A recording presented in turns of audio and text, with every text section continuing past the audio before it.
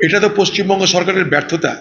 একটা law college যেখান থেকে আইন শিখবে ছাত্রছাত্রীরা, যে আইনের প্রয়োগ করে তারা বাংলার এবং সাধারণ মানুষের তারা আইনি সুরক্ষা দেবে, আজকে তাদেরকে সুরক্ষা দেওয়ার জন্যে, তাদেরকে পড়ার সুরক্ষা দেওয়ার জন্যে আজকে পুলিশকে ব্যবহার করতে হচ্ছে। কেন? কোনো প্রয়োজন এগুলো লোক দেখানোর? পশ্চিমবঙ্গের সমস্যা হচ্ছে কি, যখন সমালোচনা হবে তখন লোক দেখানো কিছু হবে। চোর পালালে বুদ্ধি যখন বাড়ে, কোনো কিছু বওয়াল হলে কিছু দেখানোর চেষ্টা হবে।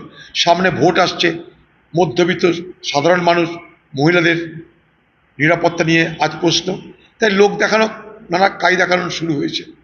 কিন্তু বাংলার মুখ্যমন্ত্রী মমতা ব্যানার্জি, তিনি কি একটা কথা বলেছেন এখন পর্যন্ত? তিনি মিস সাইলেন্স হয়ে বসে আছেন। তার পক্ষে কথা কই?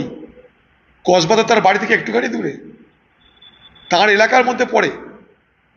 তিনি, তার খোকাবাবু, বড় বড় বিপ্লবী যারা, এই খোকাবাবু একদিন বলছিল না যে কপালে নাকি ঠেকিয়ে রিভলভার থেকে গুলি চালানো উচিত কোনো অন্যায়কারীকে? সেই খোকাবাবুর কোথায় গেল এখন? বাতেলা